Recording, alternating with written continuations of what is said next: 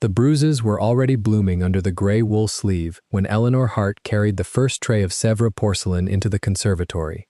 Grosvenor Square, London, the spring of 1818.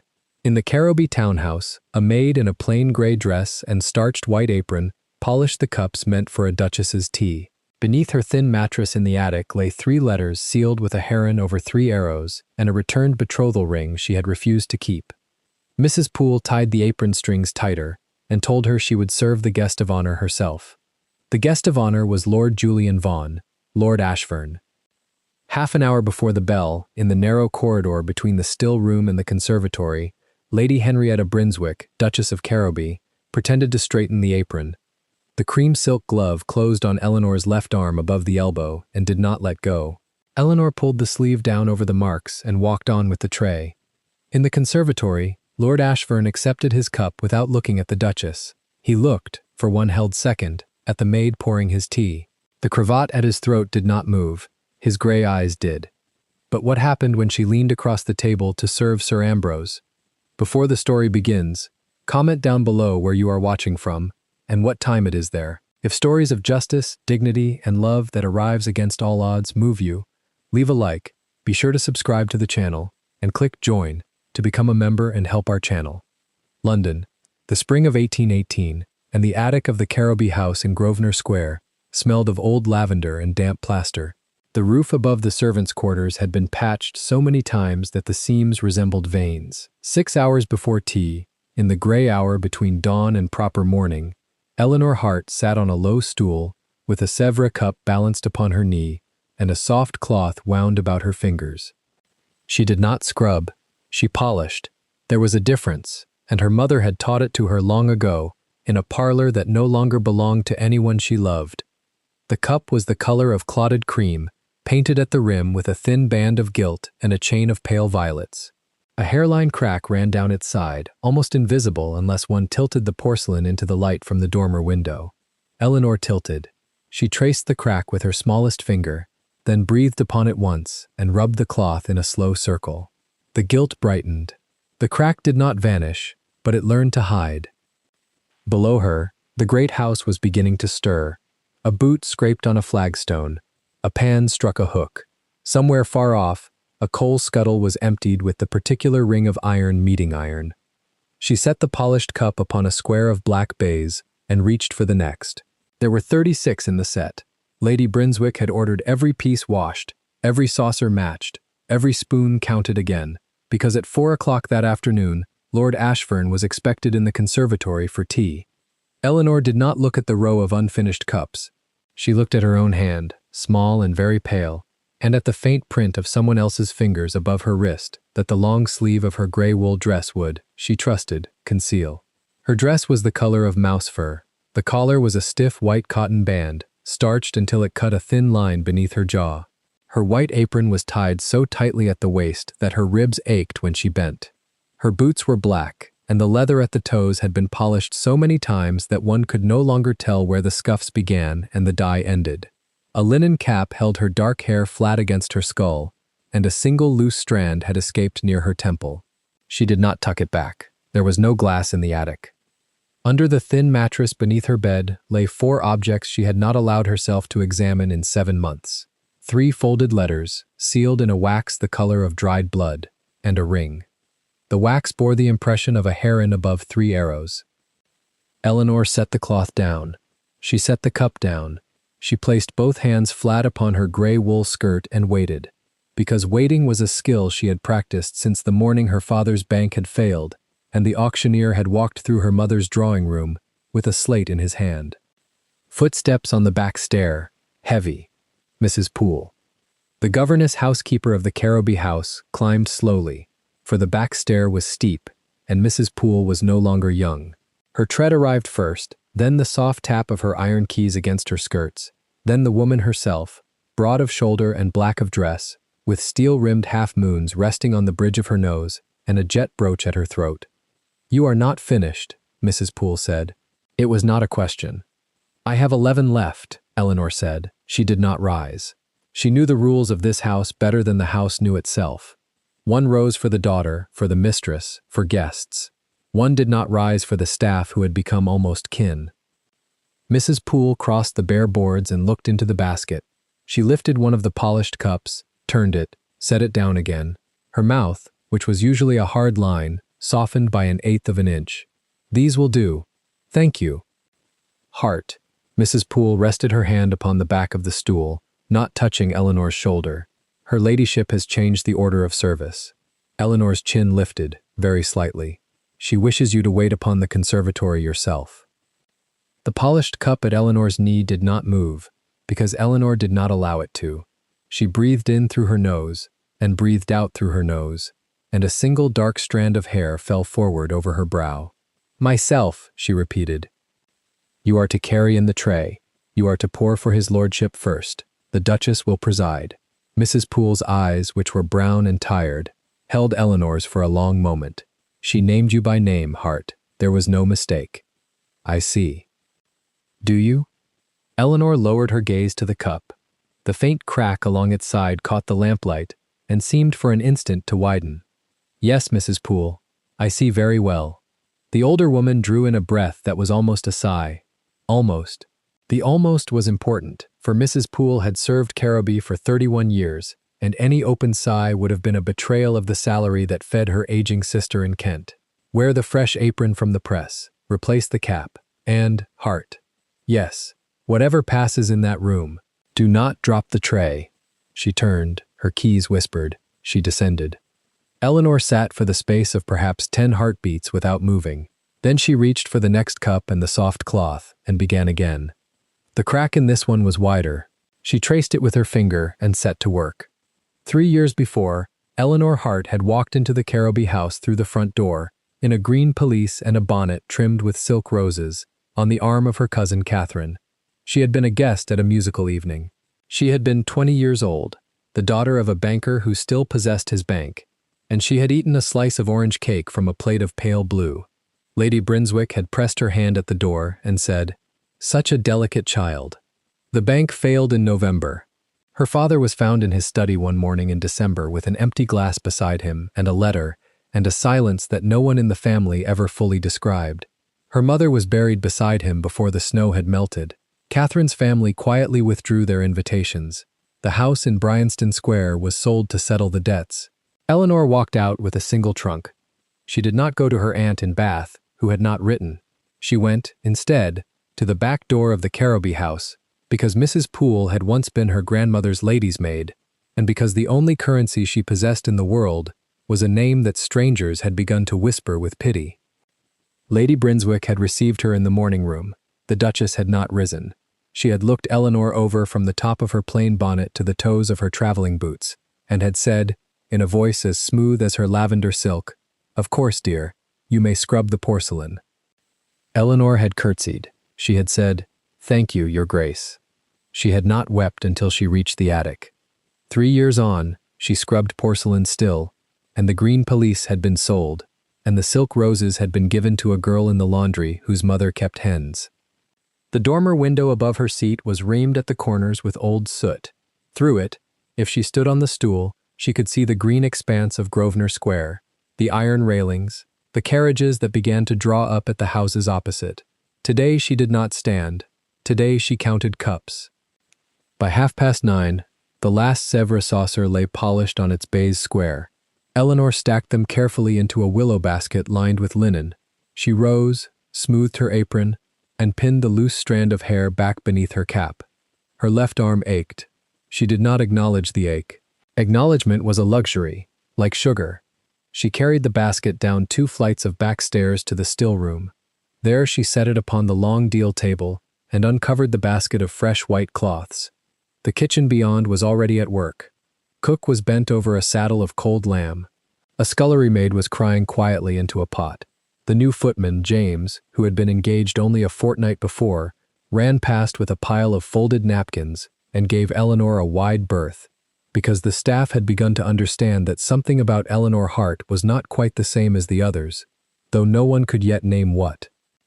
Mrs. Poole appeared at the still-room door.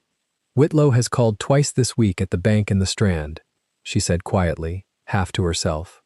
"Pardon, Mrs. Poole?" "Nothing, Hart. Mind the kettle." Eleanor minded the kettle. At 11 o'clock, Lady Cordelia descended into the breakfast parlor in a muslin frock with a cornflower blue sash. She was 19, round of cheek, and her fair curls had been arranged à la Titus with such determined care that one might have read 3 sermons in the time it took her maid to arrange them. She came into the still room after her chocolate and tilted her head at Eleanor. "Heart, Mamma says you are to pour for Lord Ashfern." "Yes, my lady." "How very odd of her." Cordelia opened her ivory fan, closed it again, and tapped it lightly against her own chin. There was no malice in her face. There was no curiosity either. Not yet. There was only the bored, sweet vacancy of a girl who had been taught to wait for compliments rather than to ask questions. "Do not look at him. Mamma is most particular. She says he has a notorious eye." "I shall keep my eyes upon the tray, my lady." "Yes, do." Cordelia paused at the doorway. She glanced back. For an instant, something almost like sympathy crossed her round face, and then was swept away by a frown of her own concentration.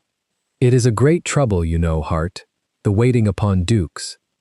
"Yes, my lady." Cordelia left.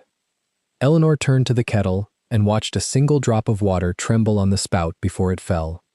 At noon, in the narrow corridor that connected the still room to the conservatory, Lady Henrietta Brunswick met her servant. She was on her way out into the garden to inspect the orange trees. She wore her cream silk gloves and her cashmere shawl, and the 3 strands of pearls at her throat lay perfectly arranged. "Heart." Eleanor stopped. She set down the basket of clean linen. She curtsied. "Your Grace. Your apron is crooked." Lady Brunswick approached her with the easy step of a woman who had never been refused space in any room. Her cream-gloved hand reached out, as if to straighten the bow. The Duchess did not straighten the bow. Her fingers slid up, instead, to the inside of Eleanor's left arm, 3 inches above the elbow, and closed there with a quiet, deliberate force. The wool was thick. The flesh beneath was not. Eleanor did not move.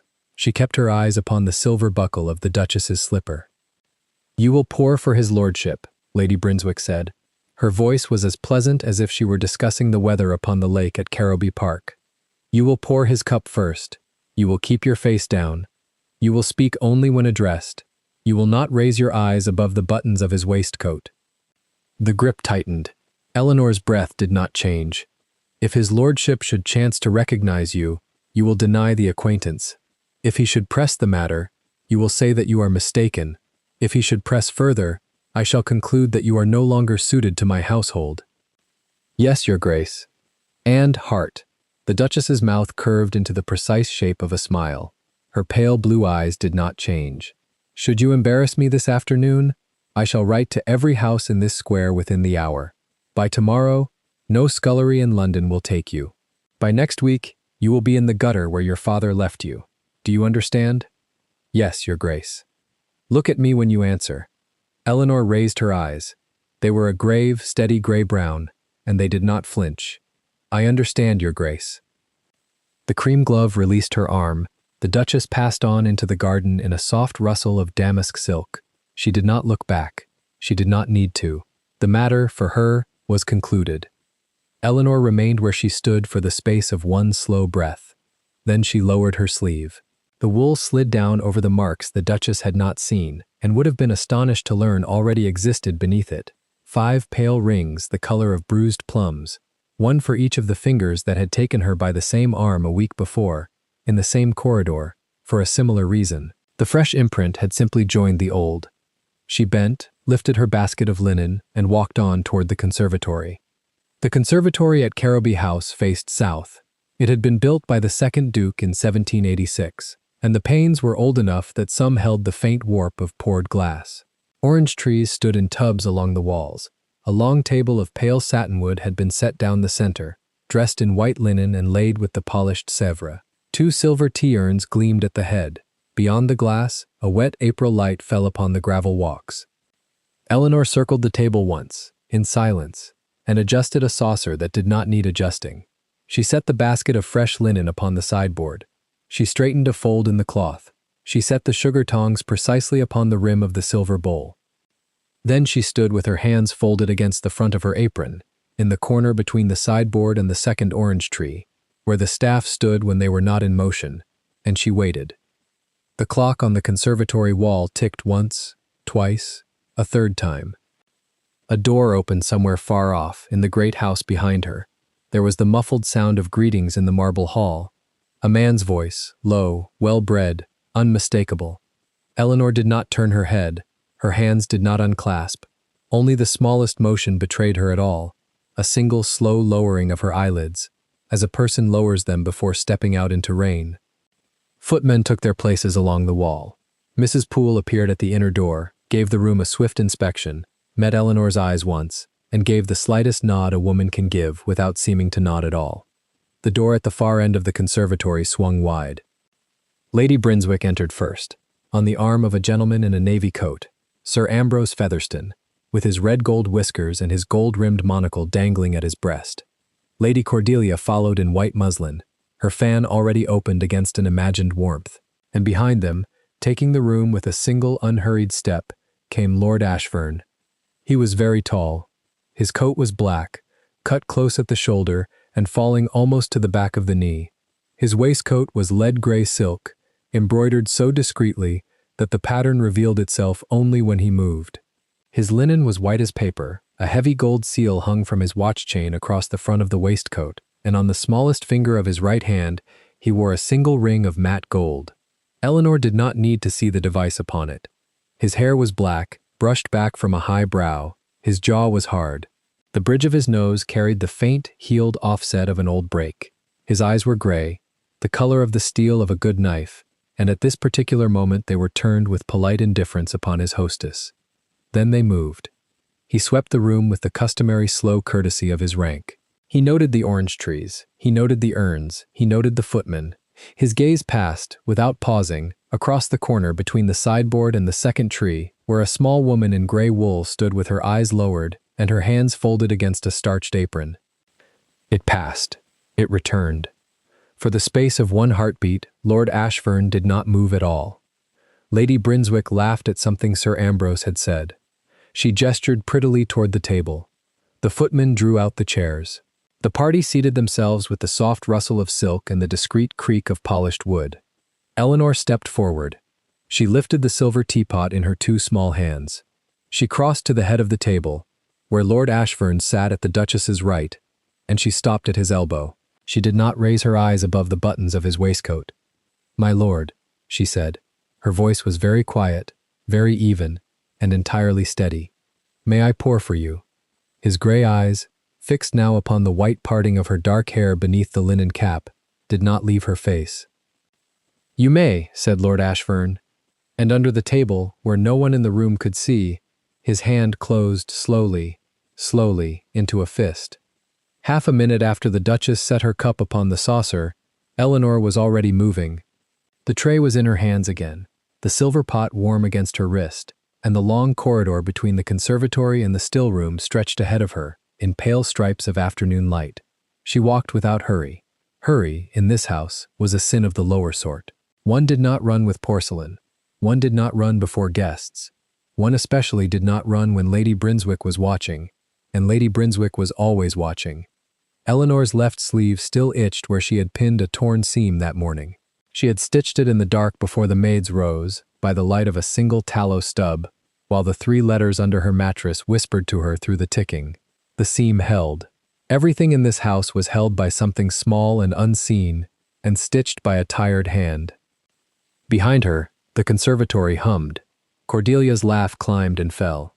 Sir Ambrose murmured some clever nothing about Brighton. Lord Ashfern said almost nothing at all. He had taken his cup, that was all, and lowered his eyes when she had stepped back. A perfect stranger's courtesy. He had practiced it. So had she. The corridor narrowed where the old service passage cut across it. Here, the floorboards had been waxed so often they had gone the color of dark honey, and a narrow Persian runner muffled the tread. A single window faced the small interior court, and through it a wedge of gray London sky leaned in, watery and patient. The air smelled of beeswax and damp lavender. Eleanor turned the corner with the tray. Lady Henrietta was waiting. She was standing very still, in the small recess between the linen press and the door to the still room, as though she had paused only to consider a smudge upon her glove. The cashmere shawl was perfect on her shoulders. The pearls were perfect on her throat. Her face wore the small, pinched smile of a woman who has been counting silver spoons and finds the count one short. "Heart," she said softly. Eleanor lowered her eyes. "Madam." "Set down the tray. There is something on your apron." There was nothing on her apron. They both knew it. Eleanor knelt, set the tray upon the low oak chest, and rose again with her hands clasped neatly at her waist. The Duchess took one delicate step forward. Lavender Silk whispered, "You will turn a little to the light, child. I wish to see." Eleanor turned. The Duchess's gloved hand came up as if to brush a fleck of lint from the linen shoulder. It hovered. It descended, 3 fingers, 4, gathering the wool of the upper sleeve. The cream silk of the glove was very soft. The grip beneath it was not. The Duchess's thumb found the small bone of Eleanor's upper arm. The fingers closed. They closed slowly, with patience, in the way one twists a key that does not wish to turn. There was no sound. There was only the small, careful, vicious compression of fabric on flesh, and the warm tray cooling between them. Eleanor did not move. "You served Lord Ashfern his cup," the Duchess murmured. The smile did not leave her mouth. "Yes, madam." "You looked at him." "I served, madam." "You looked at him." The grip tightened by a single notch. A second finger pressed in beside the first.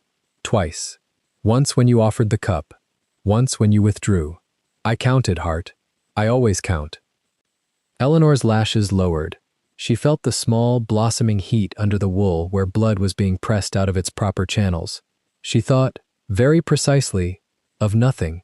"You are a very pretty girl," the Duchess said. The voice did not change. "It is a misfortune in your station. Pretty girls who look at lords lose their places, Heart. Sometimes they lose more than their places. I would not wish that for you." "No, madam." "Then you understand me." "Yes, madam." "Repeat it."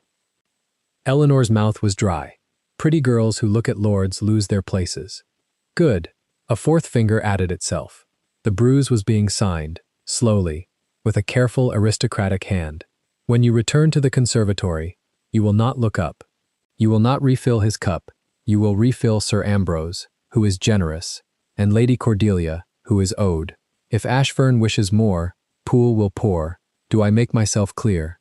"Quite clear, madam." The Duchess held her there a moment longer. It was the moment that mattered.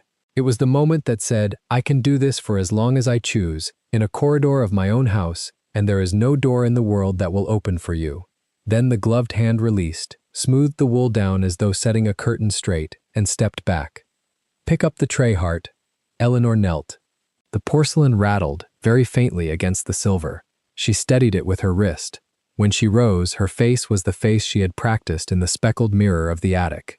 It betrayed nothing. The small white linen cuff hid the wool that hid the skin, that hid 5 neat ovals already beginning to bloom violet. "Madam," she said. "Go." She went. She did not breathe until she had reached the small turning by the lemon trees. Then she breathed, once, and the breath was thin. The lemon leaves shivered above her head. A bee tested a closed bud and gave up. She set the tray down upon the marble console and laid her right hand flat against the cold stone and counted 7 slow breaths, the way her mother had taught her, the way one counts to steady a needle through fine cambric. 7, and a small clarity returned. She drew her left sleeve down a careful inch and tucked the cuff under the band of the apron strap so that no wool would shift. The Bruise lived under 3 layers now. It could not be seen. It would not be seen. She would serve. In the conservatory, the small clock upon the mantel had not even moved. The whole transaction in the corridor had cost less than 4 minutes. Eleanor lifted the tray and re-entered the room as though she had only fetched fresh hot water from the still room range. Lord Ashfern's grey eyes flicked to her once and away. He had seen her enter. He had seen her leave. He had counted, too, in his own quiet way, the seconds of her absence. 4 minutes. 4 minutes was a great deal of time, in a house run by Henrietta Brinswick, for a maid carrying a half-empty pot. His left hand, under the table, opened and closed once, and lay flat. "More tea, Sir Ambrose?" Eleanor said. "You are a treasure, child." Ambrose tilted his cup. His monocle swung. "The world is run by maids and admirals, I have always said. Henrietta, do you not agree?" "I agree that the world is run, Ambrose." There, the Duchess agrees. He winked at Cordelia, who blushed obediently into her muslin sleeve. Eleanor poured. The pot was steady. Her wrist was steady. She moved next to Cordelia, who held out a cup with a small, conspiratorial smile. "Hart, you must tell me," Cordelia whispered. "Is the lemon cake from Gunter's, or did Cook truly bake it?" "Cook baked it, my lady, from Mr. Gunter's receipt." "Then we shall pretend it is his, and Mamma will be twice as proud." "As you wish, my lady." The Duchess had taken her seat again. Her gloved hands lay folded in her lap, exactly as before. The cream silk was unmarked. Nothing on her person betrayed that. 4 minutes earlier, those same hands had pressed 5 bruises into the upper arm of the girl now bending to pour tea. The smile she gave Lord Ashfern was perfectly serene. "Lord Ashfern, you take no cake. You will offend Cook." "I take none, madam, because I am saving room for the strawberries Sir Ambrose has been promising me for half the season." "Strawberries in May," Ambrose sighed. "Forced under glass at Ashfern Park. The man has hothouses to rival Kew. Have you seen them, Henrietta?" "I have not had that pleasure." "Then you must come. Ashfern, invite the Duchess, invite us all. I shall ride beside the carriage like an outrider. Lady Cordelia, you would adore the Rose Walk." "I should adore anything beyond Grosvenor Square," Cordelia said, and her mother gave her a brief, sharp look. Lord Ashfern inclined his head 1/4 of an inch. "The hothouses are open to whoever cares to walk in them," he said. His voice was even. "Including those who tend them. I find a glass house is wasted on people who only look." The Duchess's smile did not move, but the small tendons of her throat rose, briefly, above the pearls, and sank again. Eleanor straightened from Cordelia's cup. She did not look at him. She did not need to. She had heard the small precision in the words, "those who tend them," and her left arm, under 3 layers, throbbed once like a struck bell. He had not been speaking of gardeners. She crossed back to the sideboard and set the pot upon its stand. The window beyond the sideboard gave out upon the small garden. A blackbird stood on the gravel walk, head cocked. It was looking, she thought absurdly, directly at her. She set her hand briefly against the cold pane, and the blackbird flew. Behind her, Sir Ambrose was launching into the strawberries. Cordelia was laughing. The Duchess was steering the conversation back towards a Mrs. Frampton in Bath, whose daughter had just become engaged to a respectable barrister, a topic chosen entirely for the dryness of its cuffs. The clock chimed the 1/4. Lord Ashfern lifted his cup. He drank. He set it down again with that small, exact click of porcelain upon saucer that was the only sound he ever made carelessly. Then, without looking at any of them, he said, "Lady Brinswick, forgive me. I had hoped to speak with you privately at the end of the hour, a small matter of estate. I find I have brought my solicitor up from Lincoln's Inn with me. He waits in the carriage." The Duchess's teacup paused. "Your solicitor, Lord Ashfern, in my street." "In a closed carriage. He is a discreet man." "Mr. Whitlow, is it? You have a memory for names, madam." "I have a memory for everything." She smiled. "By all means, my lord. After tea. The blue parlor will be at your disposal." "You are gracious. I endeavor." Eleanor's hands, folded at her apron, tightened a fraction. "Mr. Whitlow." She had heard the name in 3 of the letters under her mattress. "Whitlow draws up the settlement," one had said. "Whitlow is at my elbow." The second. "Whitlow will know what to do whatever you decide." The third. He had brought Whitlow. He had brought Whitlow to Grosvenor Square. The Duchess was watching her. Eleanor felt it before she saw it. She lifted her eyes a careful half-inch and met that pale blue gaze with the meekness she had been bred to. The Duchess's mouth tightened. She had felt the half-inch. "Hart, the kettle in the still room will be off the boil. Go." "Yes, madam." "And Hart." Eleanor paused, hand on the silver pot. "Send Poole to me. I shall require her presence at the carriage." The threat sat in the room like a third cup. Poole would be sent. Poole would be told that Hart had looked at the Lord twice, and the Lord had spoken of those who tend glasshouses. Poole, who had given Eleanor the place out of pity for a clergyman's orphan daughter, would be required to find a fault. The fault would be found. The fault was always found. "Yes, madam," Eleanor said. She crossed to the door. She did not look at Lord Ashfern. She did not need to. As she passed the long mirror above the pier table, she saw, For one bright, bitter instant, the whole tableau reflected. The lavender silk, the white muslin, the two gentlemen in their dark coats, the small fire, and herself, narrow and gray, a single column of charcoal at the edge of the frame. She looked precisely like what she was meant to be, a piece of furniture that poured. In the cold scullery passage, she stopped. She pressed her back to the wall. She allowed herself, for the count of 3, to close her eyes. 3 letters under a mattress. 3 refusals. 7 months. 1 solicitor in a closed carriage in Grosvenor Square. 1 duchess who counted everything. 5 bruises beneath 3 layers of cloth. She opened her eyes. Mrs. Poole was coming down the passage with a covered jug, her ring of keys chiming softly at her hip. She stopped when she saw Eleanor's face. "Child." "What?" "Madam wishes you in the conservatory." "What have you done?" "Nothing, Mrs. Poole." The old woman looked at her a long moment. Then she set the jug upon the floor, very deliberately, took Eleanor's left wrist between thumb and finger, and pushed the cuff back an inch. She lifted the wool. She looked. She lowered the wool again with a hand that had begun, very faintly, to shake. "Nothing," she repeated. "Nothing that has not happened before. To others, not to you. To me as well, Mrs. Poole, twice this winter." Mrs. Poole's mouth set. She picked up her jug. She straightened her cap.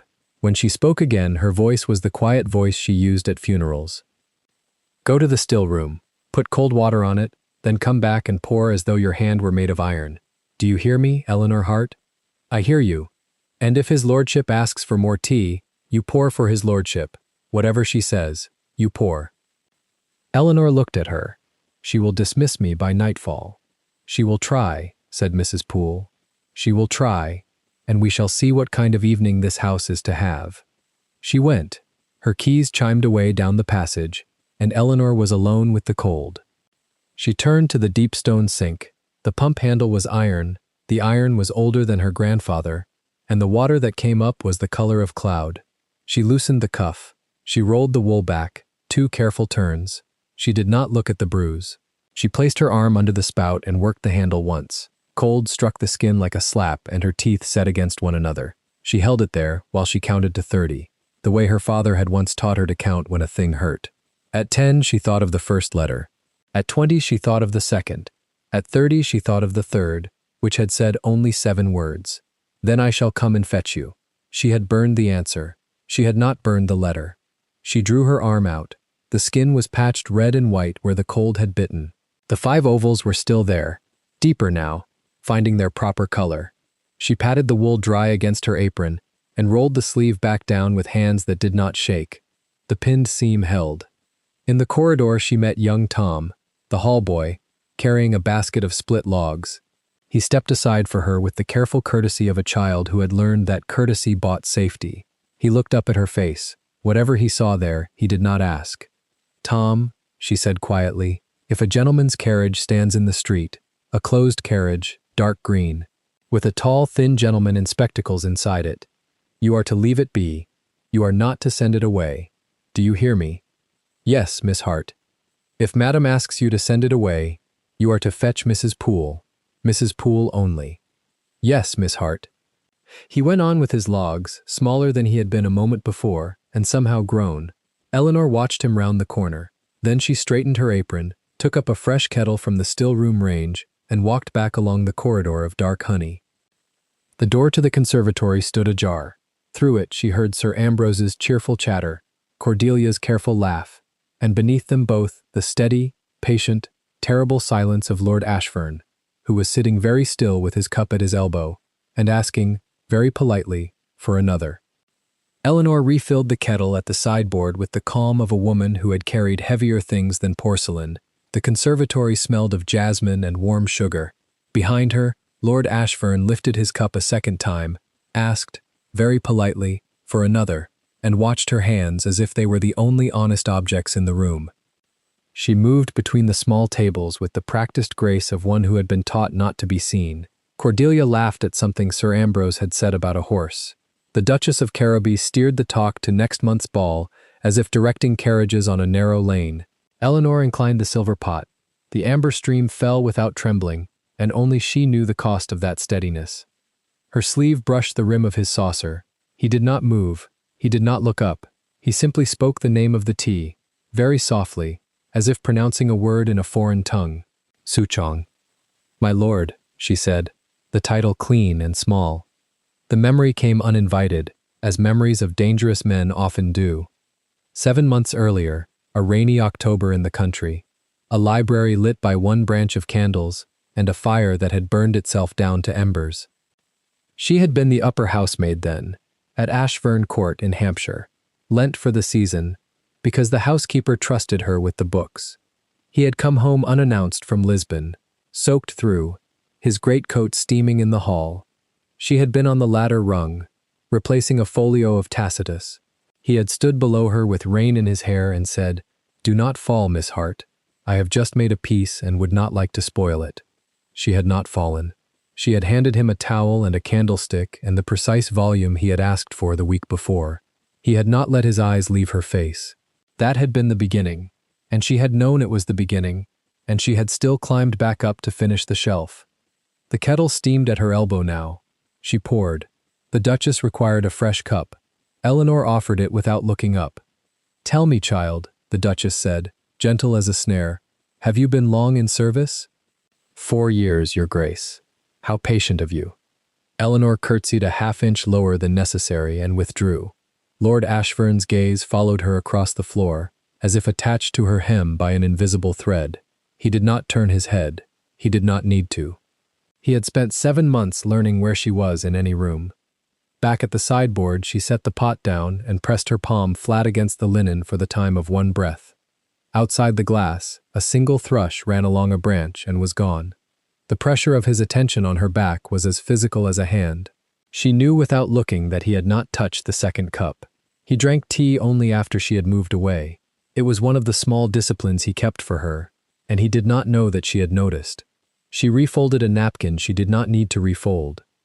The first proposal had come in November, in the long gallery, with rain again on the casement. He had stood 3 paces from her, hands behind his back, the way he might have addressed a regiment. "Miss Hart, I will not insult you by asking you to be anything other than my wife." She had set the duster on the side table. She had said, "My lord, the world will eat you for it." He had answered, "Then we shall eat the world first." She had refused him with a voice so steady that he had bowed and left the room, and she had wept in the linen press for half an hour and never spoken of it again. He had not been deterred. Such men rarely are. The second proposal had come in January, by letter, slipped into the cover of a book about Roman aqueducts. 3 pages, in his sharp, upright hand. He named the settlements he would make on her. He named the cousins he would silence. He named the village in Northumberland where they might live until the worst of the talk passed. She had burned the letter in the laundry copper after reading it twice. She had written him back a single line. "I cannot be the stain on your name." She had sent the letter through a footman who did not know what he carried. He had answered the next day in person. He had come into the housekeeper's room while Mrs. Poole, then still at Ashfern Court, was at market. He had not sat. He had said, "Eleanor, I am not asking the world for permission. I am asking you." She had said, "And I am refusing for the both of us." He had nodded once, the way a man nods before a duel, and left. The third proposal had come in March, in London, at a side door of this very house, in the rain, after he had bribed Mrs. Poole's predecessor for the name of the place Eleanor had been sent. He had ridden up at dusk with a ring in his pocket and mud to the knee. He had not even come inside. He had pressed a folded paper into her hand at the area gate and said, "Read it tonight. Burn it if you must. But marry me, Eleanor. I am tired of being half a man in my own house." She had read it. She had not burned it. She had hidden it under her mattress with the others, and she had written him back. "Not until I am no longer your servant.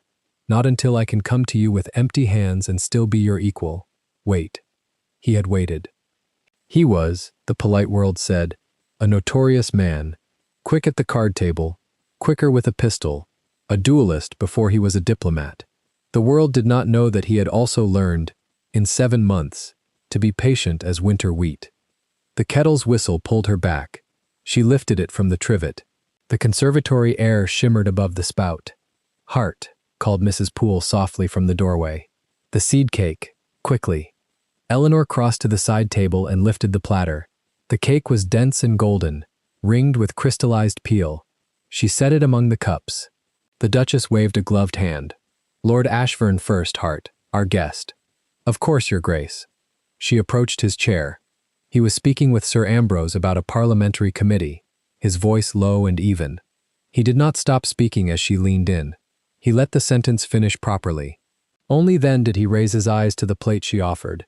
For 1/2 second the conservatory closed around them like a glass bell. Their eyes met. His were the color of a winter sea. Hers did not waver. She thought, very clearly, "You may have me look at you for the length of one breath and no longer." He thought, very clearly, "Then I shall make that breath last me until evening." "Thank you, miss," he said. The miss was deliberate. He never called any servant miss. The Duchess's teaspoon paused 1/2 inch above her saucer. Eleanor curtsied and withdrew. She felt the Duchess's eyes on her back as surely as she had felt the gloved fingers on her arm in the corridor. She set the platter down on the sideboard. Her hand, against her will, went to the place above her elbow where the cloth still hid 5 fresh marks. She straightened the sleeve. She turned back to the room with a face perfectly arranged. Sir Ambrose was laughing again. Cordelia was leaning forward, her muslin shifting. The Duchess was smiling the smile of a woman who has heard a door close in a distant wing of the house and is trying to remember whether she left it locked. Ashburn ate 1 slice of seed cake with the careful attention of a man who had not eaten since dawn. Eleanor knew he had not eaten since dawn. He had ridden in from his townhouse on Berkeley Square at first light and gone directly to his solicitor. She knew that too. She knew it because Mr. Whitlow, his solicitor, was at this moment sitting in a hired chaise at the corner of Brook Street with a leather case on his knees, waiting for a signal that had not yet been given. She did not know that. She suspected it. Suspicion, in a woman who had lived 4 years inside great houses, was a kind of knowledge. She returned to the sideboard. She topped the pot. She rotated the cups so that the chipped one did not face Lady Cordelia. She moved the sugar tongs a 1/4 inch to the left so that Sir Ambrose, who was left-handed, would not have to reach. She did each of these things while the talk flowed around her like water around a stone, and she did them because they were hers to do, and because doing them well was, for the present, the only sovereignty she possessed. The Duchess was watching her now without pretending otherwise. "Hart," she said, "come here." Eleanor came. She stopped 2 paces from her Grace's chair and lowered her eyes. "You are very quiet today." "I am attentive, Your Grace." "Are you?" The Duchess raised her cup. "Lord Ashburn, our girl has the gift of stillness, so rare in the young." "It is rare in any age, Your Grace," he said, and did not look at Eleanor at all. "Cultivated by the few, inherited by none." Prettily said. "I meant it plainly." Cordelia, who had been quiet, ventured a remark about the weather. The Duchess permitted it. Conversation reformed around the small, safe subject. Eleanor was dismissed with the flick of a glove. She retreated. At the sideboard, she rested both hands on the marble for 1 steadying second. She was aware, with a clarity that frightened her, that Lord Ashburn had just defended her in code, and that the Duchess had heard the code, and that the Duchess was now certain of something she had previously only suspected. A door had opened in a distant wing of the house. The Duchess had heard it close. Eleanor refilled the milk jug. The flashback came one last time, brief as a struck match. He had said to her, on that March evening at the area gate, with mud to his knee, "When you are ready, Eleanor, send me word. Any hour, any day, I will come within the hour, and I will not come alone. I will come with my solicitor and my name, and every paper that proves I mean it."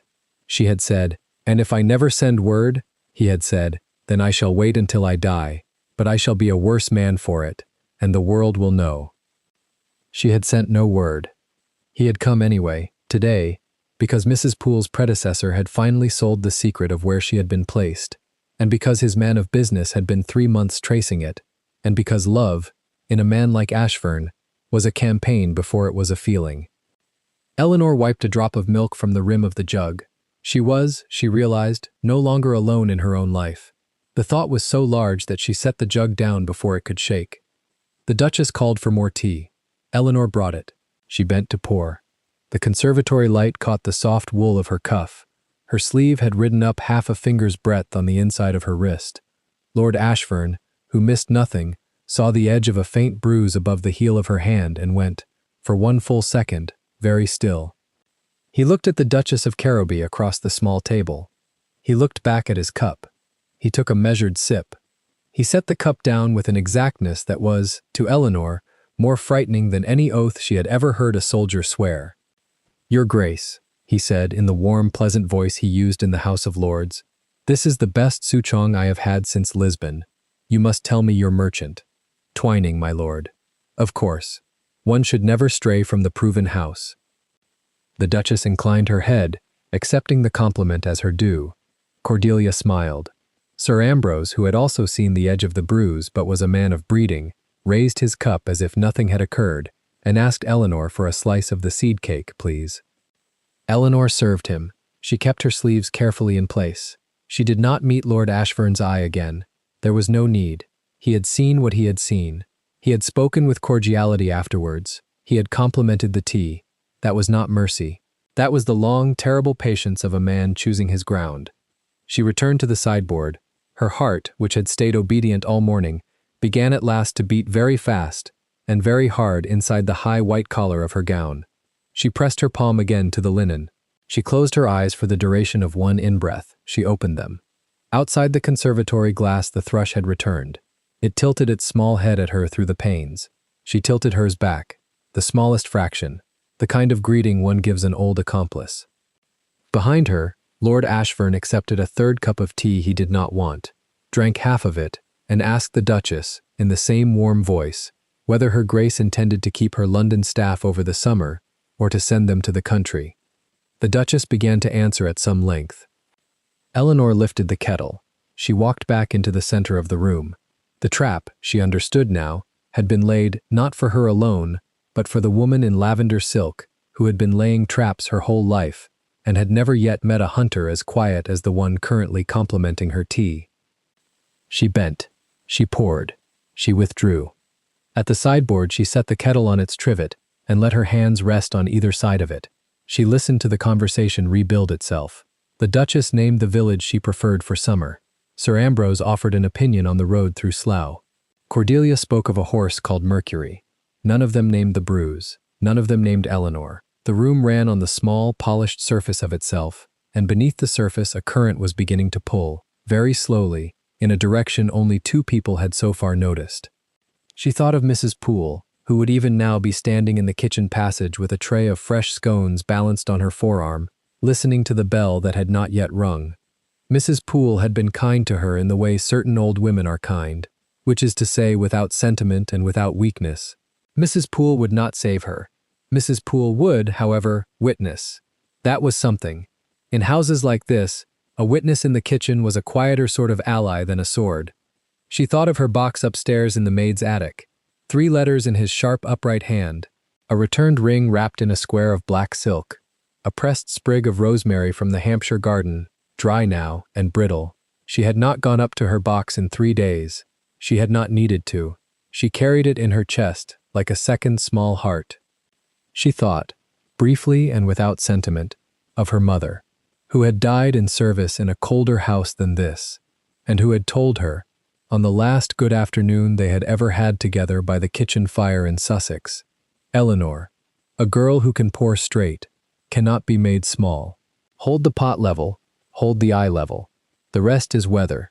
The rest, she understood now, was weather, and the weather, in this conservatory, was about to change.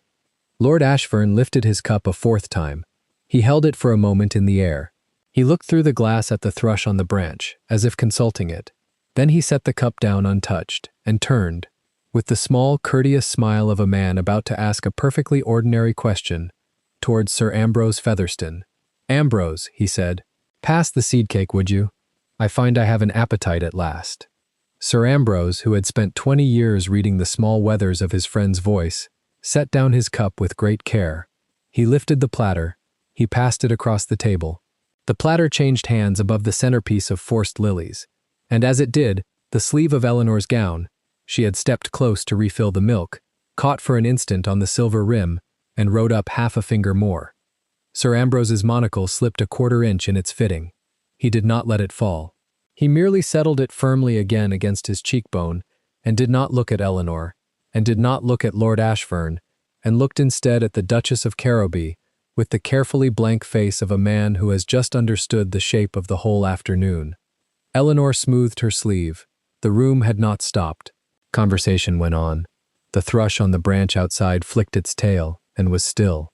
Somewhere at the corner of Brook Street, in a hired chaise, Mr. Ezra Whitlow shifted the brown leather case on his knees, took out his pocket watch, noted the hour, and prepared, at the first signal from the house, to come in. Back inside the winter garden, the air had grown heavier, scented with bergamot and the green damp of orange leaves. The tea was at its proper temperature now, the moment in any afternoon when conversation softened and gloves came off only to be put on again. Eleanor moved between the chairs, with the silver pot balanced in both hands, her steps measured, her face composed. No one looking at her would have guessed that 20 minutes earlier a gloved hand had closed on her arm above the elbow, with the precise cruelty of a woman who knew the exact pressure a fine sleeve could hide. The Duchess of Caroby presided from the head of the wrought iron table, her cashmere shawl rearranged so that the silver embroidery caught the light. She was speaking of a betrothal in Wiltshire, lightly, as though such matters did not interest her. Lady Cordelia laughed in the place where laughter was expected. Sir Ambrose Featherstone turned his monocle between two fingers and watched the bubbles rise in his cup. Lord Ashfern sat very still. Eleanor reached Sir Ambrose first. She had served him at 3 houses now, and had a working knowledge of his manners. He preferred the cup filled almost to the brim, which obliged the servant to lean forward an extra inch. She bent. The handle of the pot was warm through the cloth. She tipped it. Tea rose in a clean amber thread. It was then that the sleeve betrayed her. The wool of her gown was old, the cuff loosened by 100 washings. As her arm extended, the fabric slid back along her forearm, then further. 3 fingers' width of skin came into the light between the white cuff of her chemise and the gray edge of the sleeve. 3 fingers' width was enough. 5 marks bloomed there, just above the elbow, dark as crushed violets in the spring sunlight. 4 oval bruises in a line, and 1 larger smudge opposite, where the thumb had pressed. The shape of a hand. A small, fine hand, gloved in cream silk. Sir Ambrose saw them first. His monocle dropped from his eye and struck his waistcoat button with a soft, distinct tap. The sound was nothing, less than a teaspoon against porcelain, but in the held air of the winter garden it carried. He did not speak. His mouth opened, then closed, then opened again, like a man tasting an unfamiliar word. Eleanor kept pouring. She had been trained well. A servant who notices that she is noticed has already failed. The amber thread did not waver. The cup filled to the proper line. She straightened. She moved 1 step to the right. Across the table, Lord Ashfern lifted his cup. He had been about to drink. The porcelain had risen almost to his lower lip, and the steam from the lapsang had brushed the bridge of his Roman nose. Then his eye followed Sir Ambrose's, found the line of Eleanor's arm, and stopped. The cup stopped with it. It hung in the air an inch beneath his mouth, as if some unseen thread had been cut and the whole motion suspended. He did not move for the length of a breath. The Duchess, deep in the genealogies of Wiltshire, did not at first observe the silence around her. Lady Cordelia, who had been about to ask after a cousin's hunter, became aware that her mother's voice was the only one in the room. The girl's leaf-shaped lashes lifted. Her gaze went where everyone's gaze had gone, to the small kitchen maid in gray wool, and to the marks above her elbow. Lady Cordelia drew in a breath that was almost a small word, then thought better of it, and bit the inside of her lip until it whitened. The Duchess set down her cup. The porcelain clicked against the saucer with more force than was needed. She raised her chin. Her cool blue eyes traveled the table, measuring her guests by the angle of their attention, and found them all looking at one place. "More tea, Mama?" Cordelia asked. The voice was a brave little thing. It did not save her. Eleanor felt her sleeve as a living weight on her arm. Her instinct was to pull it down. She did not. To touch the cuff now would be to confess what they had already seen. Instead, she carried the pot to the small lacquered side table, set it down with both hands, and turned to face the company with her hands folded over her apron. A servant, returning to neutral. It was at that moment that Lord Ashfern, with great care, lowered his untouched cup to the saucer. He did so slowly, as a man lays down a glass he no longer trusts himself to hold. The porcelain made the gentlest sound. Then his hand returned to the table, palm flat. The signet ring of dull gold caught the light, a heron above 3 arrows, an old device that meant, in the older counties, that the bearer's word stood for his land. His gray eyes lifted to the Duchess. "Madam," he said. His voice was not loud. It was the voice of a man speaking to a magistrate, level and small, and the room, which had been waiting for shouting, was hushed by it instead. He did not look at Eleanor. To have looked at her then would have been to give her away. "Madam," he said again, "your maid has a fresh injury upon her arm." The Duchess inclined her head a fraction, as one indulging a tedious observation about the weather. "Indeed, I had not remarked it. Servants are forever bruising themselves on door frames. Cordelia, will you ring for Mrs. Poole? Perhaps she ought to be sent down." "That will not be necessary," said Lord Ashfern. "My dear Lord Ashfern," said the Duchess with the smallest smile, "you cannot intend to detain a great many people in this garden over a kitchen maid's elbow." "I intend nothing yet, madam," he answered. "I merely observe." He had not moved. His hand still lay flat on the table beside the untouched cup.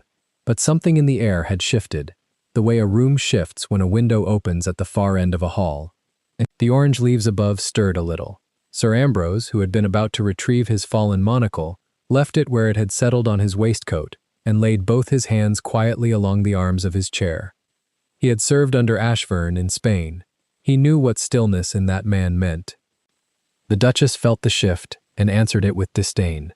"You are kind," she said, "to take notice of my domestic arrangements. But truly, my lord, the girl has been clumsy these past days. A pail of milk, a tray, a door, one tells them and tells them. It is of no consequence." Eleanor's hands were folded over her apron. She lowered her gaze. There was a fold in the linen of her apron that needed straightening, and she did not straighten it. To straighten it would have been to do something with her hands, and her hands, just now, were the only part of her that she still trusted. She felt Ashfern look at her. She did not raise her face. "It is of consequence to me," he said mildly. The Duchess permitted herself a small, refined laugh. It was a beautiful little sound, well practiced in 3 drawing rooms. "You are gallant, my lord. The young today are so easily made to suffer for their carelessness. In my own youth, a sound box on the ear was thought sufficient instruction." "And a hand above the elbow?" Sir Ambrose asked. He had not meant to speak. The words came of their own weight. The Duchess turned her head to him.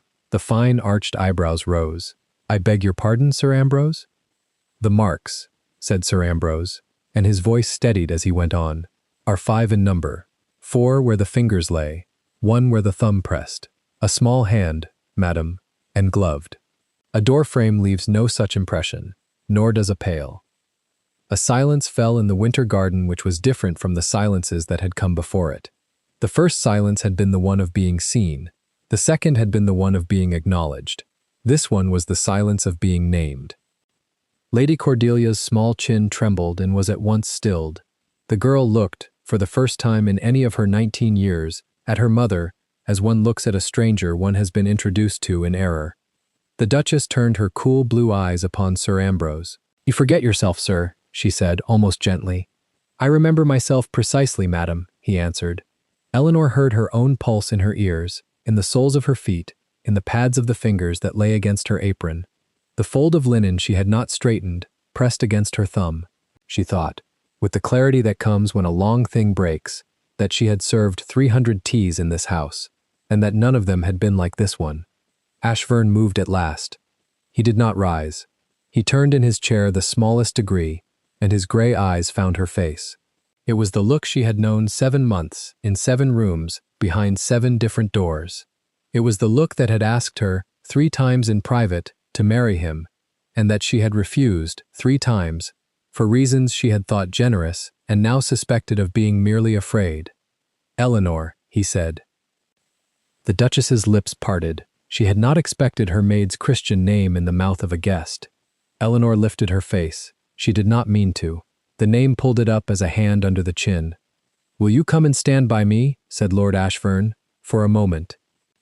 It was not a question. It was not quite a command. It was the request of a man asking a witness to step into the light. She looked once at the Duchess. The Duchess did not move. The cashmere shawl had slipped a little from one thin shoulder. A vein had risen at her temple, blue under the powder.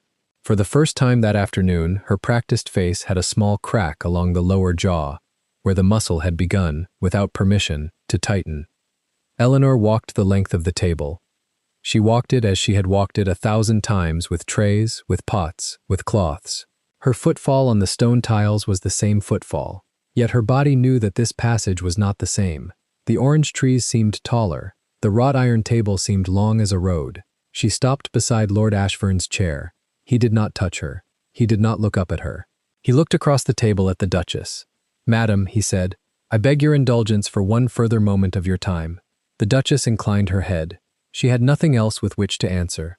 "I should like," said Lord Ashfurn, in the same level voice, "to see the arm." The Duchess made a small motion as if to rise. "My lord, this is most irregular." "I shall not insist," he said. "I ask." His eyes had not yet moved to Eleanor. The courtesy was for her. The choice was being placed in her hand and not in the Duchess's. She understood, with the same quick clarity that had read the bruises, that he was giving her the room to refuse him. She lowered her gaze to her own sleeve. The wool sat against her wrist. Above, the marks waited under 3 fingers' width of gray. She thought of the 3 letters under her mattress. She thought of the ring she had returned. She thought of the careful 7 months of saying no for his sake. She thought, very plainly, that she had spent those 7 months protecting a man who needed no protection from her.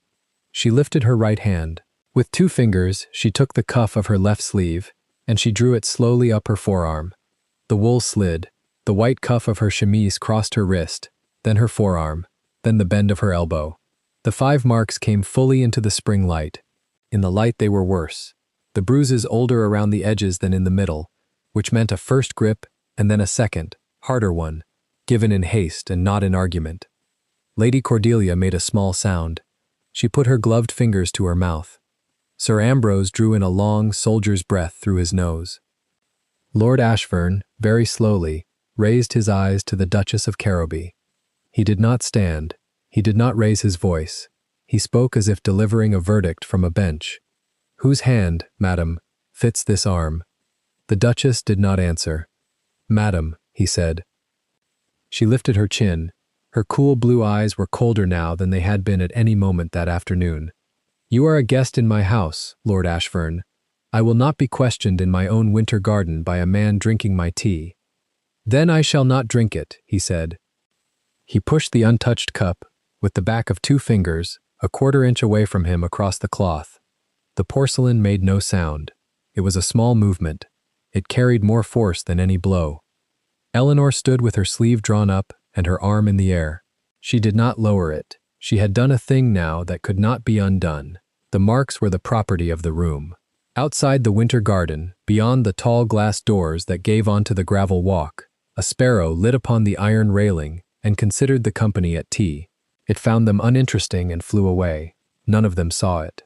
"Madam," said Lord Ashfurn, for the 3rd time, "I will trouble you for an answer." The Duchess of Caroby drew her cashmere shawl up over her thin shoulder with her right hand. She used her right hand. She kept her left, in its cream silk glove, perfectly still upon the arm of her chair. The fingers of that left glove were curled, just a little, as if remembering the shape of a young arm. She did not speak. She did not need to. Every eye in the winter garden had already followed the small, gloved, telling hand. Beyond the glass, far down Brook Street, a hired chaise stood at the corner. Inside it, Mr. Ezra Whitlow took his pocket watch from his waistcoat and tipped it toward the light. He noted the hour. He returned the watch to his pocket, set his brown leather case squarely on his knees, and laid one hand flat upon it.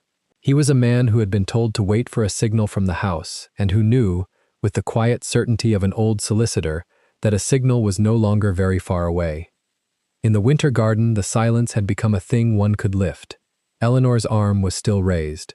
Lord Ashfurn, without turning his head, reached up. He did not touch the bruise. He laid 2 fingers, lightly, against the cuff of her chemise, an inch below the marks, as one might lay them upon a Bible.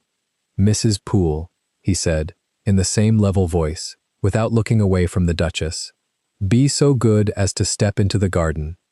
From the dim corridor behind the orange trees, where she had been listening longer than any of them had supposed, Mrs. Agnes Poole stepped slowly into the spring light, her iron keys at her waist, her half-moon spectacles catching the sun, and the look on her broad, tired face, the look of a woman who had carried a piece of knowledge for a very long time and had at last been called upon to set it down.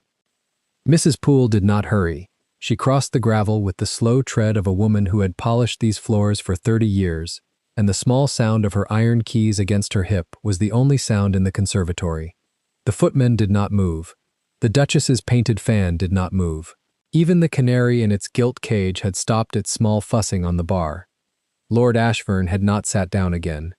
He stood at the head of the table with one hand still on the back of his overturned chair, the other open at his side as if he had forgotten what to do with it. The gray of his eyes had gone the color of cold iron in rain. He looked once at Mrs. Poole. He looked back at Eleanor. "Mrs. Poole," he said, very quietly, "you will speak when I ask you to speak, not before." "My lord," she answered. The Duchess of Caroby found her voice first. It came out higher than she meant it to, and she covered the crack with a small, brittle laugh. "My dear Lord Ashburn, really, you will frighten the poor creature half to death." She set down her cup with a careful clink upon the saucer. "Sit, I beg you, sit. Whatever you imagine you have seen, I assure you there is a simple explanation. The girl is clumsy. She fell against the linen press only last Tuesday." "Last Tuesday," he repeated. "Tuesday, yes. There are 5 marks, madam. 5 fingers. The press has none."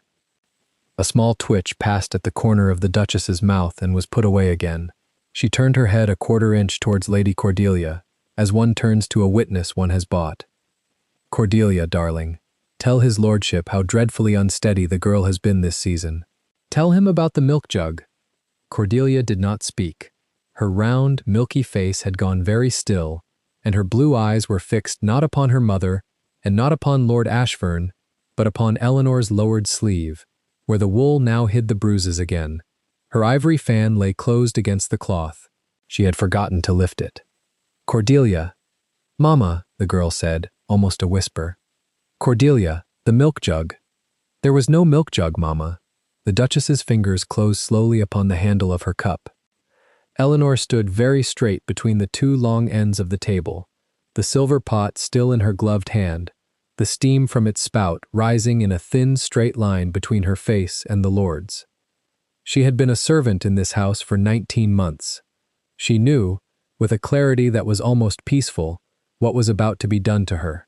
She would be turned out before nightfall. She would be called a liar in 3 drawing rooms by morning. By the end of the week her name would travel as far as Bath in the post, attached to the words fortune hunter and trollop and creature who imposed upon a noble gentleman in his grief.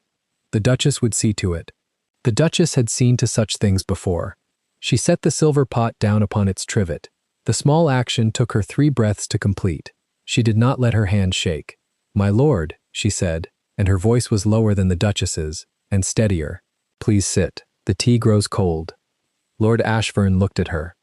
In all the long secret months of letters and stolen half-hours behind the orange trees, she had never once asked anything of him in that tone. She had asked nothing of him at all. She had refused 3 times the thing he had offered 3 times. She was asking now. She was asking him to let it pass. He understood her. He understood her perfectly. She had calculated, in the half-second between Sir Ambrose's monocle striking the cloth and the chair going backward, exactly what his anger would cost her, and she had decided, with the small administrative courage of a woman who has always paid her own bills, that she would rather wear the bruises another month than wear the name the Duchess would pin upon her by supper. He understood, and he refused. "No," he said. The word was very quiet. He said it to Eleanor and to no one else. "My lord." "No, Miss Hart." The Duchess's head came up at the word Miss.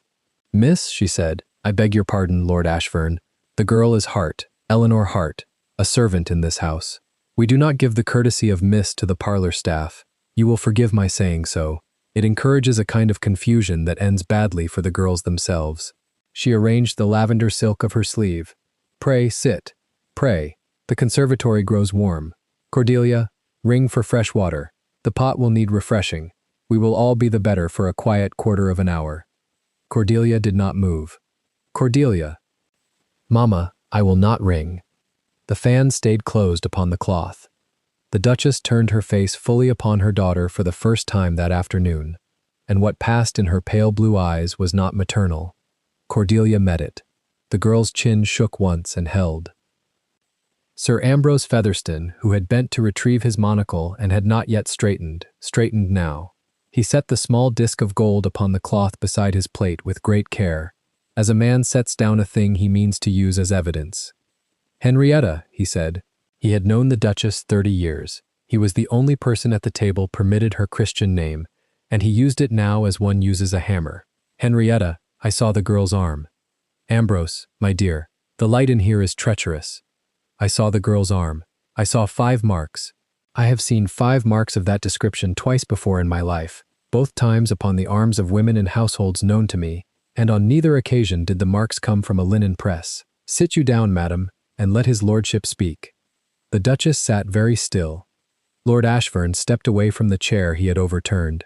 He did not walk around the table. He walked along its long side, between the wicker chairs and the marble basin of the orange tree, and he stopped at Eleanor's left shoulder. He did not touch her. He turned his body so that he stood between her and the head of the table, where the Duchess sat with her cooling cup. Madam, he said, you will hear me now. Lord Ashford, you will hear me, madam, because every other person at this table is hearing me, and you will not wish, I think, to be the only one in this room who chose not to. The Duchess's lips parted and closed. He went on, in the same quiet voice. I came into this house this afternoon at your invitation. I came because my friend Sir Ambrose said you would consider it a personal kindness, and because the Duke of Carrowby was my father's friend before either of us was born. I came knowing your daughter was to be presented to me with a particular emphasis. I came intending to disappoint that emphasis with all the courtesy I could manage. His eyes did not leave the Duchess's face. I did not come into this house intending to discover that the woman to whom I have written every Sunday for 7 months has spent those 7 months being handled by her mistress in corridors. A breath went out of Cordelia like a small bird leaving a hand. The Duchess found a smile.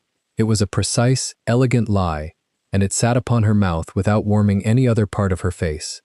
My lord, my dear lord, you are quite overcome. Grief does strange things to a man of feeling. Your dear wife, God rest her, has been 3 years gone, and a household such as ours, with its pretty girls, must be a trial to your nerves. The creature has flattered herself. They do, you know. They read above their station. They find a letter, or imagine one, and weave a romance from a piece of blotting paper. I beg you, do not allow a kitchen romance to, madam. Do not allow a kitchen romance to make a fool of you before Sir Ambrose, who has known your family. Madam. There are 3 letters under the mattress in her attic. I wrote them. I know my own hand. There is, in addition, a 4th thing under that mattress, which is a ring. I know my own ring. It bears a heron over 3 arrows. I have worn its twin upon this hand. He lifted his right hand, the gold band of the signet catching the spring light, since I came of age. You will, if you wish, send for the box. The Duchess did not send for the box. My lord, I beg you. You will not beg me, madam. You will be silent. The word was not loud. It fell upon the cloth like a stone into still water, and the small ripples of it reached every corner of the conservatory at once. Mrs. Poole had crossed the gravel by now. She stood 3 paces behind Eleanor, her broad face composed, her iron keys hushed against the bombazine of her skirts. She did not look at the Duchess. She looked at Lord Ashford, and she waited. He inclined his head to her, just perceptibly. Mrs. Poole, you have been housekeeper at Carrowby how long? 31 years, my lord. You knew the late Duke. I dressed him for his wedding, my lord. I dressed him for his burial. You have, I am sure, kept ledgers. I have kept every ledger, my lord. Wages, linen, candles, coal. I have kept the doctor's book also.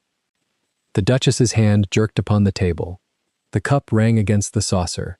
Tea slopped over the rim onto the cloth in a small pale stain that spread and stopped. The doctor's book, Lord Ashford repeated. Aye, my lord.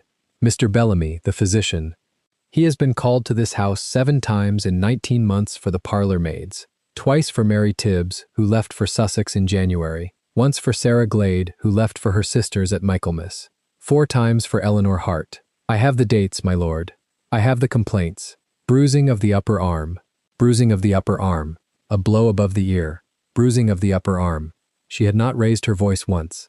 Mr. Bellamy did not always write the cause. I wrote the cause beside his hand, in pencil, in my own book, for my own conscience. You will produce that book. It is in my room, my lord. I will fetch it directly you give me leave. You have leave. Not yet. My lord. The Duchess made a sound that was not quite a word. Mrs. Poole, she said. Mrs. Poole, after 31 years in this family, after 31 years, you would— I would, your grace. You would. I would, your grace. And I should have done it a 12-month past, and I shall carry the not doing of it to my grave. There is a girl in Norfolk that was Mary Tibbs, and there is a girl in this room that is Eleanor Hart, and I am too old, your grace, to die with both of them on my conscience because I wish to keep my place. She closed her mouth and laid her hands one upon the other in front of her apron. The Duchess looked round the table. She looked at Sir Ambrose, who had set his small gold monocle down as evidence and would not pick it up. She looked at Cordelia, who had laid her closed fan beside her plate and would not lift it. She looked at the 2 footmen against the glass wall, who stood with the perfect blankness of servants who have been told nothing and have understood everything. She looked at Lord Ashfern, who had not moved from his place at Eleanor's left shoulder. She did not look at Eleanor. She made, then, the small, terrible mistake of a person who has always governed a room and has not yet understood that she does not govern this one. My lord, she said, I see how it stands. The creature has been clever. I had not credited her with so much cleverness. Very well. She drew a small breath and lifted her chin a careful 1/4 inch. Take her. Take her with my blessing, if blessing is the word you wish. Set her up in whatever cottage you please. The world is full of such arrangements, and the world is kind enough to look away from them when they are managed with discretion. Only do not, I beg you, do not dress it up before this table as a thing it is not. Do not stand in my conservatory and pretend that a maid in a wool gown is anything other than a madam. Anything other than a madam. You will not finish that sentence.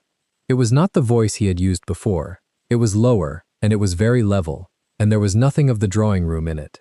The Duchess's mouth closed upon the unsaid word, and the unsaid word stayed in her mouth like a piece of glass she could neither swallow nor spit out. Eleanor felt, beside her shoulder, the warmth of him, and the small controlled tremor running the length of his arm where it did not touch her. She did not look at him. She looked at the small pale stain of spilt tea on the cloth, and at the way it had stopped spreading at the edge of the embroidered violet, as if even the linen of this house knew where its boundaries lay. She lifted her face then. She looked at the Duchess across the length of the table, over the silver pot and the Sèvres cups and the small dish of crystallized orange peel that no one would now eat. Her gray-brown eyes were dry. The cap of white linen sat straight upon her dark hair. The high collar of starched cotton stood untouched against her throat. Your Grace, she said, I did not give you leave to speak, girl. Your Grace, I am going to speak. It was the first sentence Eleanor Hart had spoken in this room in 19 months that was not, yes, Your Grace, or at once, Your Grace, or as Your Grace wishes. The Duchess heard it. The footman heard it. Cordelia heard it, and her small chin lifted a degree. Eleanor folded her gloved hands at the front of her apron, the way Mrs. Poole had taught her on her first morning in this house, and she went on in the same low, even voice. I refused his lordship 3 times, Your Grace. I refused him in October, and at Christmas, and in Lent. I refused him because I knew this house. I knew what would be said of him, and of his late wife's memory, if it were known he had offered for a girl who polished the Sèvres. I refused him to protect his name. I bore your hand upon my arm, Your Grace, for the same reason I refused him, because I did not wish his name spoken with mine in a drawing-room of yours. I should, I think, have permitted both. I see now I should have permitted both. You impudent. I am not, Your Grace, impudent. I am only, at last, finished. She turned her face from the Duchess. She did not turn it to Lord Ashfern. She turned it to the long glass wall of the conservatory, beyond which the early evening light was beginning to slant gold across the gravel path and the box hedges, and she stood very straight in her gray wool gown, and her starched white apron, and her plain black boots, and she waited for whatever was to come next, because she had said the thing she had to say, and the rest of the afternoon was no longer hers to govern. Lord Ashburn moved. He stepped at last in front of her. He turned, so that his back was to the Duchess and his face was to Eleanor, and he took her left hand, the gloved one, in both of his, and he held it not as a man holds a woman's hand, but as a man holds a thing that has been entrusted to him, and that he means, now, to answer for. "Miss Hart," he said. She lifted her eyes to his. "You will forgive me, Miss Hart, what I am about to do. I would have wished to do it elsewhere, and in another season, and with a ring rather than without one. I cannot any longer afford that wish." He did not let go of her hand. He turned then, still holding it, and he faced the table. And from beyond the conservatory, from the far gravel of the front court, came the sharp, dry sound of a carriage wheel upon stone, and the small, bright jingle of a brass bell at a gate, and the slow tread of a tall, thin gentleman in a sober black coat, who carried a brown leather case beneath one arm, and whose half-moon spectacles caught the late sun as he passed beneath the wisteria. Mrs. Poole turned her broad, tired face towards the gravel. "My lord," she said quietly, "Mr. Whitlow is at the gate." Ashburn did not turn his head. He kept his gray eyes on Eleanor's sleeve, on the bruises that the lavender afternoon refused to soften, and he answered Mrs. Poole as a man answers a verdict already written. "Show him through." Mrs. Poole curtsied and walked back across the gravel with the unhurried step of a woman who had decided, somewhere between the urn and the gate, which side of the garden she belonged to. The iron latch lifted. A second pair of footsteps joined hers, dry and measured, and the long shadow of Mr. Ezra Whitlow fell across the white-clothed table before the man himself appeared. He came in black. Black coat, black waistcoat, a thin white cravat tied without ornament. The leather satchel under his arm was the color of strong tea. His round steel spectacles caught the light once and dimmed. "My lord," he said, "Your Grace, ladies." The Duchess of Caroby's small mouth tightened. She had spent her life among solicitors and knew, by the angle of the satchel alone, that this was not a visit. Ashburn did not release Eleanor's hand. He had drawn back her sleeve in front of the whole table and pressed his lips, once, against the worst of the marks. The gesture still hung in the air over the porcelain. Now he stood at her shoulder, half a pace behind, like a wall that had decided where it would stay. "Mr. Whitlow," he said, "you have what I asked you to bring." "I have, my lord."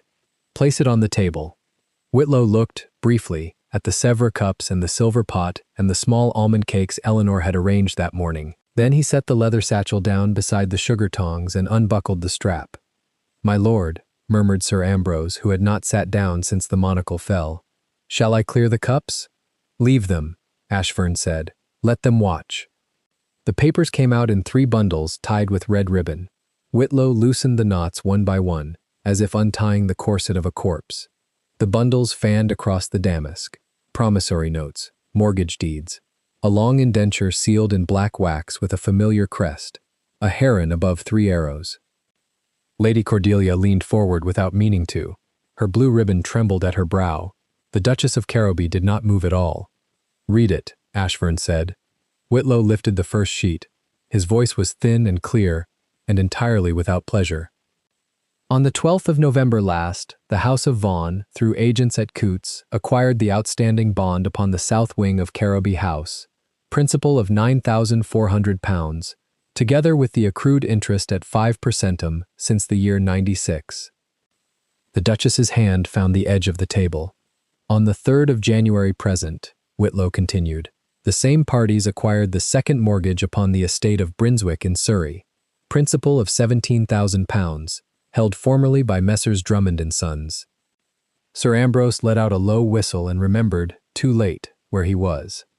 On the 19th of February, Whitlow read, "The personal notes of the late Duke of Caroby, drawn against the family seat at Grosvenor Square, between the years 11 and 15, in the sum of £22,400. On the 7th of March, the dowry settlement of Lady Cordelia Brunswick, pledged in advance against—" Enough. The word came from the Duchess. It came through teeth that had not yet learned how to let it out. "Enough, Mr. Whitlow," Ashburn said quietly. "She understands." Whitlow lowered the page and folded his thin hands over the rest. The wind moved across the lawn and lifted one corner of the indenture. He set the sugar bowl upon it without looking. The Duchess of Caroby straightened her shoulders inside the lavender silk. Her gray-blonde curls remained perfectly pinned beneath the ivory comb. Only the small muscle beside her mouth gave her away. "You have been preparing this," she said. "For 7 months," Ashfern answered, "since the first time she refused me." The Duchess looked, then, at Eleanor. It was not the look she had given her that morning in the corridor. It was the look of a creditor recognizing, very late, the face of the bank. Eleanor did not lower her eyes. She had spent 6 hours that day scrubbing porcelain she now understood she would never scrub again, and the knowledge sat in her quietly, without victory. Her left arm still throbbed beneath the wool. The other hand, the one Ashfern held, was perfectly steady. "Julian," the Duchess said. She had not used his Christian name in 11 years. "You cannot mean to ruin a house for a parlour-maid's sleeve." "I do not ruin you for her sleeve, madam," he said. "I ruin you for the hand that made the bruise." The almond cakes on the silver tray had begun to weep in the sun. Nobody had touched them. Whitlow cleared his throat. "By the terms of the consolidated debt," he said, "the entirety of the Caroby titles, lands, and London residence pass under the administration of Lord Ashfern at the close of the present quarter, that is, in 17 days. Her Grace retains the jointure house at Tilbury, by the Dowager settlement of 94, and an income of £300 per annum. Lady Cordelia retains her personal portion, which has been ring-fenced this morning, by my hand, and is no longer pledged." Lady Cordelia made a small sound that was not quite a sob. "Her dowry stands," Whitlow added, glancing at her over the spectacles. "It is the one paper your mother did not sign." The girl pressed her white-gloved hand against her mouth. The Duchess turned her head slowly toward her daughter. For one moment, Eleanor saw something cross the older woman's face that was not pride or rage, but a kind of weary arithmetic. The realization that the only ledger left to her was the one she had kept inside her own child, and that ledger had just balanced itself without her. "Cordelia," the Duchess said. Cordelia did not look at her mother. She looked, instead, at Eleanor. The girl rose. She was 19 and roundish, and her white muslin caught on the chair, and she did not notice. She walked the 4 steps around the corner of the table. Her satin slippers made no sound on the gravel. She stopped a yard from Eleanor, and she sank, very slowly, into a curtsy deeper than any she had made that afternoon for the Lord Ashfern himself. It was not graceful. The blue ribbon slid forward over one curl. Her hand trembled on the muslin. She held the curtsy for a full breath, and another, and when she rose her blue eyes were wet. "Forgive me, Miss Hart," she said. "I did not know." Eleanor's throat closed. She had been called Hart twice in 7 months, once by Ashfern, in a darkened library, and now by a child in white muslin who had spent the morning ringing the bell for more hot water. She inclined her head. It was the smallest motion. It was enough. Cordelia turned then, the curtsy still trembling on her, and faced her mother. She did not speak. She only walked back to her chair and sat, very straight, and folded her gloved hands in her lap, as if the lap were a country she had only just been given. The Duchess of Caroby understood, finally, that she was alone. She tried, once, to summon her old voice. "Lord Ashfern," she said, "whatever quarrel you imagine between us—" "It is not imagined, madam. May surely be settled," she went on, "between persons of breeding, without involving the household staff in a— She is not staff." The Duchess's eyes flicked to Eleanor's grey wool, to the white apron, to the worn boots beneath the hem. "She wore the apron," Ashfern said, "to spare the name of a man who did not deserve her care. That ended at 4 o'clock this afternoon. It will not begin again." He turned, then, to Mrs. Poole, who had stood the whole while beside the gravel path with her iron keys in her hand. The housekeeper's broad, tired face had not moved. Her grey-brown eyes had moved a great deal. "Mrs. Poole." "My lord." "The household of Caroby passes to my administration in 17 days. Until that date, the keys remain with you. After that date, if you wish to continue in your post under the new arrangement, the post is yours, at twice the present wage." Mrs. Poole's mouth opened very slightly. She closed it. She inclined her grey head. "My lord," she said, "I should be honored." "Good," he said. "In the meantime, you will escort her Grace to her chambers, that she may collect such items as she requires for the journey to Tilbury. The carriage will be at the door in 1 hour." The Duchess did not move. 1 hour, Ashfern repeated, more quietly. She rose. The lavender silk made the small, dry sound that expensive silk makes when the woman inside it has run out of weapons. She lifted her chin. The pearl earrings caught the last of the sun. She walked, without looking at Eleanor, without looking at Cordelia, without looking at the indenture under the sugar bowl, across the gravel and into the house. Mrs. Poole followed 3 paces behind, the iron keys silent against her bombazine skirt. For a long moment nobody at the table spoke. A blackbird sang somewhere beyond the wall. Sir Ambrose remembered to breathe. Whitlow began, with neat fingers, to gather the red ribbons and tie the bundles again. Ashfern turned to Eleanor. He did not speak yet. He lifted his right hand, the hand with the heron and the 3 arrows on the gold signet, and very gently he untied the strings of her white linen cap. The cap came away in his palm. He folded it, once, and set it on the damask beside the cups she had scrubbed at dawn. Her dark hair slid down her back in a single long fall. It had been pinned 6 hours that day. It was not arranged. It was only hers. He looked at her then, as a man looks at the one thing in his life that has not been bought, sold, or pledged against a southern wing. "Miss Hart," he said. "My lord, it is the 4th time I ask, will you marry me?" It was not a question. He had ceased asking it as a question some weeks before. It was an offering, made in front of porcelain and witnesses and the empty chair where the Duchess of Caroby had lately sat. Eleanor felt the bruises beneath her sleeve, and the 7 months, and the 3 letters under her thin mattress upstairs, and the ring she had sent back twice. She felt the steady warmth of his hand against her fingers. "Yes," she said. The word was small. It did not need to be larger. Sir Ambrose, who had been holding his monocle since the cup stopped in the air, allowed himself to set it back upon his waistcoat.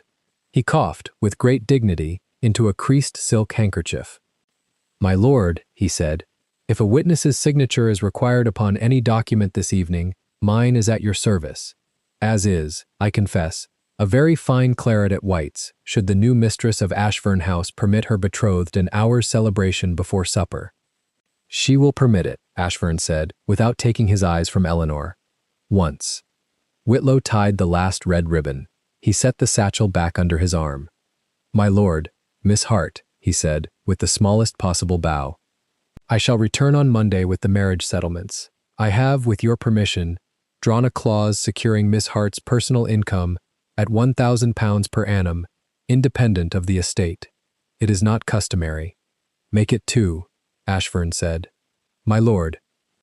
"And add a clause," he went on, "providing for the education and settlement of Lady Cordelia Brunswick at the discretion of the future Viscountess, should the lady be willing to accept it." Cordelia raised her wet blue eyes. Eleanor looked at the girl across the wreck of the tea table. She thought of the bell that had rung 4 times that morning. She thought of the curtsy on the gravel. She nodded, once.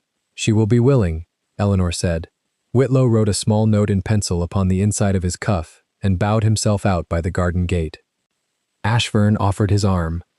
Eleanor looked down, for one moment, at the gray wool of her sleeve, at the white apron tied at her waist, at the worn black boots that had carried her through every back stair of Caroby House for 2 years.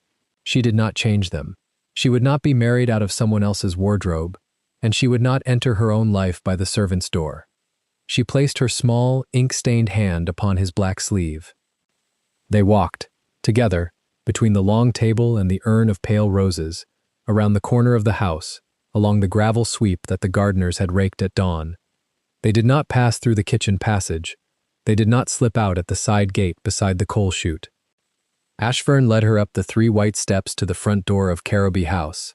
The footman, who had been told by Mrs. Poole what to do, and not told why, opened the door without expression. The hall stretched before them, marble and cold, with the great staircase climbing into the dim. They did not stop there. He led her on, across the marble, out beneath the portico, and into Grosvenor Square, where his black carriage with the heron upon the door was already waiting at the curb. The footman handed her up.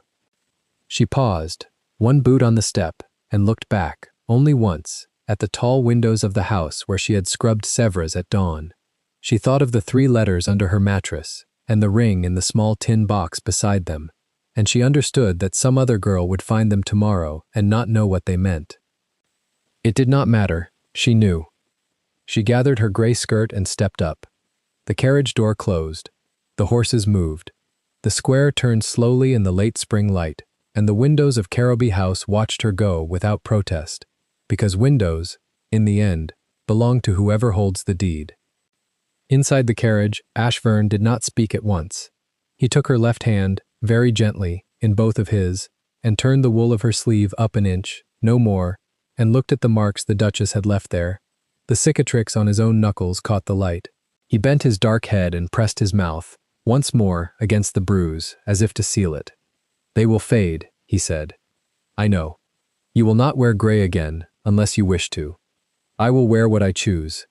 He smiled, then. It was a small smile, and it belonged entirely to her. He had spent 11 years being looked at and not seen. She had spent 2 years being seen and not looked at. The arithmetic, at last, had balanced. She leaned her dark head against the leather seat and closed her eyes. The carriage rolled west, toward Ashburn House, where the rooms had been aired that morning by a staff who had been told only that their master was bringing home his bride. Outside the window, the lamps of Mayfair began, one by one, to be lit. And so it was that the parlor maid in the gray wool dress, who had served the tea, walked out by the front door on the arm of the man she loved, not because she had been chosen by a lord, but because, in the end, she had been the only one in that house who had ever been truly seen. If this story moved you, stop for a moment and reflect. Have you ever pulled a sleeve down over a bruise that someone in a finer dress put there, and kept on serving the tea? Have you ever refused something precious 3 times because you believed the world would punish the person who offered it to you? And when the truth finally stood up at the table and called your name out loud, did anyone cross the room to lift your sleeve and let the room see what had been done? Tell us your experiences and feelings in the comments. We read them all. And if you believe in stories about dignity, quiet loyalty, and love that refuses to stay hidden, leave a like, be sure to subscribe to the channel, and click join to become a part of our community and help the channel.